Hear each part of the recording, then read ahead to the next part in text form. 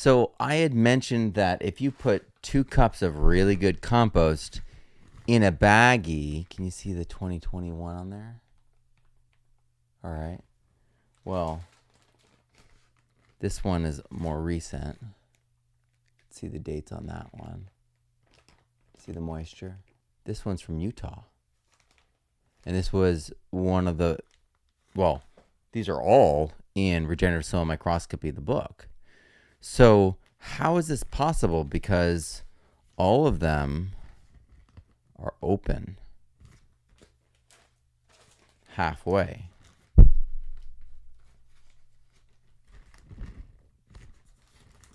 Like all of them.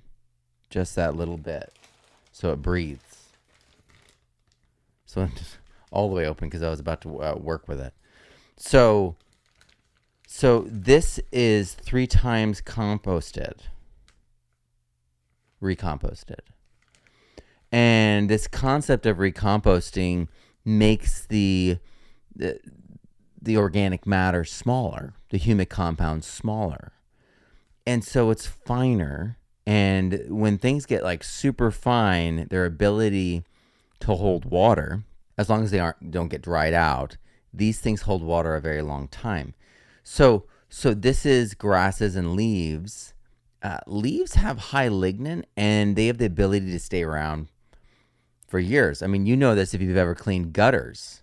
You'll find the skeletons of leaves in the gutters that are from years ago.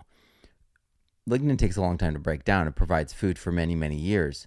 And in fact, these leaves, as they form a mulch and fungal duff below trees, what is beneficial in them continues to be beneficial for multiple years, and to change its role, in the ecosystem as it gets smaller. The reason I know that this is the way things work is because I have personal experience cleaning gutters and finding things that just take years to break down in mulch piles, in compost piles. And it's fascinating because when we look at it under the microscope, you still see those fibers from the initial composting, and they're continuing to break down, smaller and smaller, but providing food and habitat the entire time and structure.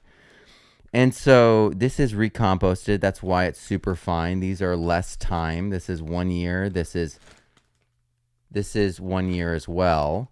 So this is 3 times. So it's 3 years. So the moisture, the smaller the humic compounds, the more moisture is being held. You can just see it. And this is also Johnson Su's success. If you know the studies and the talks that Dr. David Johnson has talked about, they did this field test where they did 1 application of Johnson Su compost, and then for 7 years they saw increasing benefit. And so it's like, well, yeah, they got it into a regenerative state, and those microbes, they had the habitat, they had the food to persist, and they compounded their benefit and growth over time. That's what we're talking about. That's what regenerative soil is. So let's look at these under the microscope, and let's look at one of them under the microscope. The Utah one is the DB's compost in regenerative soil microscopy. That is like the highest level of fungi when we tested. So that maybe we should look at that. It's been years. So we're going to look at this right now, and it's going to be pretty cool.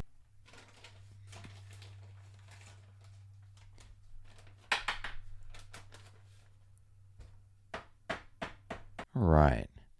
So now that's good. Do you see that?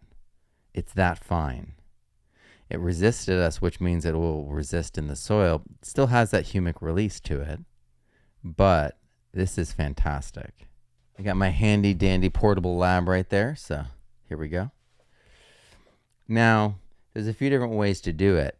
You could be doing the top, middle, bottom, and there's different things that are going to be in different areas. And if you want to get a quick aggregate, you could also agitate it like I just did.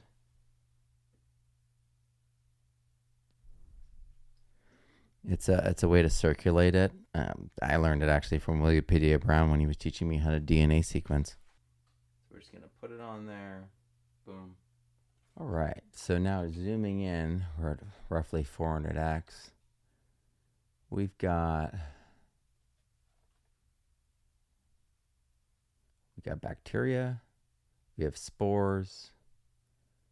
We have testate amoeba that's eating spores. We can see in the top right quadrant a spore, and then we kind of see what looks to be the same exact spores inside the testate amoeba. Fascinating. And there's tons of little spores everywhere, which means the potential. So it's the fungal potential we're seeing when we're seeing the spores.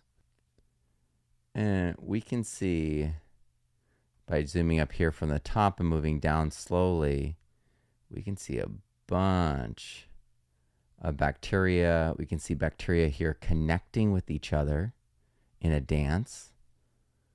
Horizontal gene transfer is happening. We have rods and we have spheres, which are cocci. Rods are bacillus. And there's a lot of small spores too. Tons of small spores. Remember, bacteria is the tiny black dots, like a period at the end of a sentence. Spores are going to be the circles and ovals that are larger than that. And there are so many, so much potential. So this is very, very fungal, and I can tell just by looking at it. And you're like, there's no hyphae. Yeah, because it's all senesced. It's all gone into, oh, we ran out of food. Let's make spores. Like that spore right there in the center. They are all spores. Here's some organic matter here. There's a spore right inside that organic matter as well. So these spores, and then look at the bacteria. Do you see how it's not crowding around the edges of things? It's free flowing. And look, do you see how they're touching?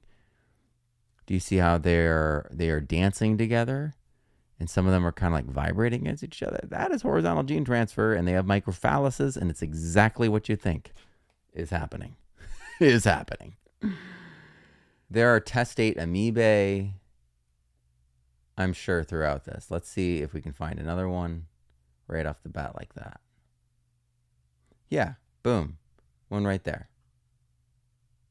This one's got a great star pattern. I love this one. I've seen this one before. Ha! Look at you. Gorgeous. Just great. That's in my book. There's plenty of bacterial food and spore food for these amoebae to eat. That's why they're still active. They still have air. They still have moisture. And this is the benefit of organic matter. And, a general practice, a good practice is to like literally start here at the top corner and then mow the lawn.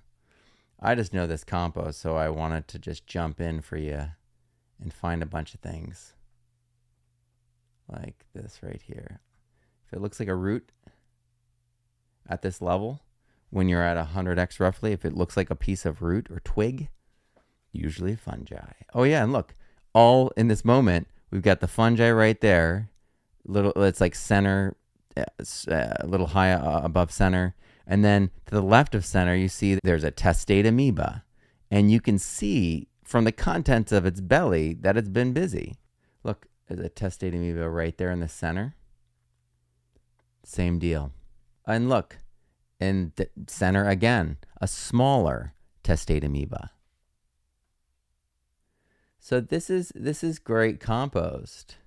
Still, after sitting for years, big spores, small spores, center, that's a piece of fungi. There we go. But it looks pretty beaten up, right? It looks like it's starting to decompose. Well, it's because the time of forming spores really for this. There's a actinobacteria right there attached to that, above center, attached to the organic matter. But you can just see so much that, this is good. This has a lot of potential, a lot of spores. It's very fungal. And look, another of those testate amoebae. Beautiful. There's actinobacteria floating by up top. There's some on bottom too. So we can tell that these composts are holding the minimum soil food web economy together. The baseline of the bacteria populations are great. There's a diversity.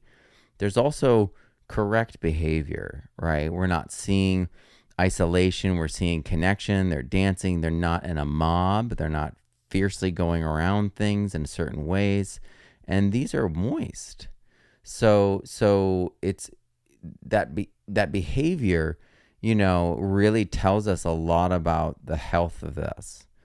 And we have water holding capacity. We've got testate amoebae.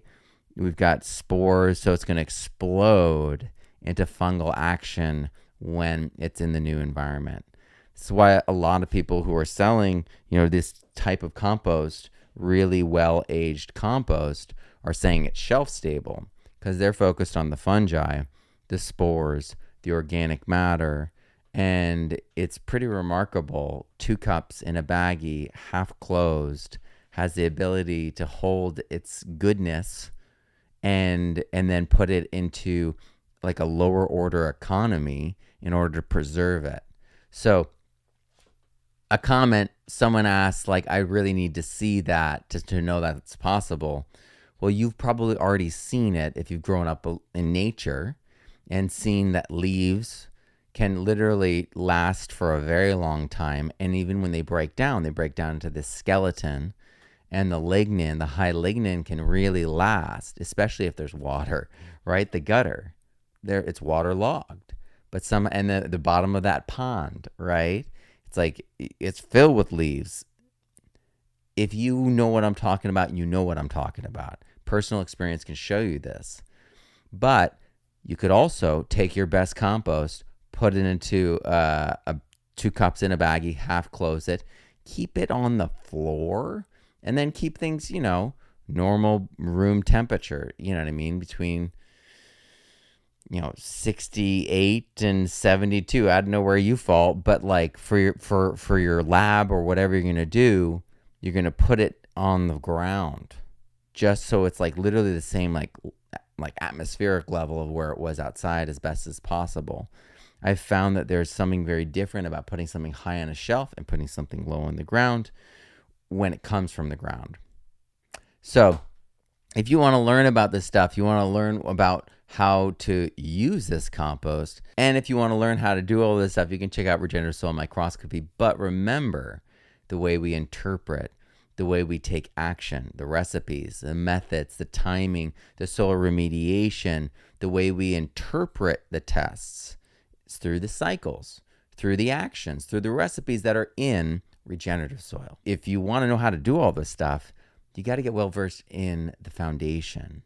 Regenerative Soil starts Monday. It's a 20-week online course, and we delve into how soil is made in nature, how soil is regenerative in nature, and then the cycles for all the plant essential nutrients, and how you can respond to deficiencies, toxicities, how you can add things, how you can transform things, how you can help the cycles function better, help photosynthesis function better, all of it, and even remediation. So you can make your holistic soil management plan and make your soil regenerative.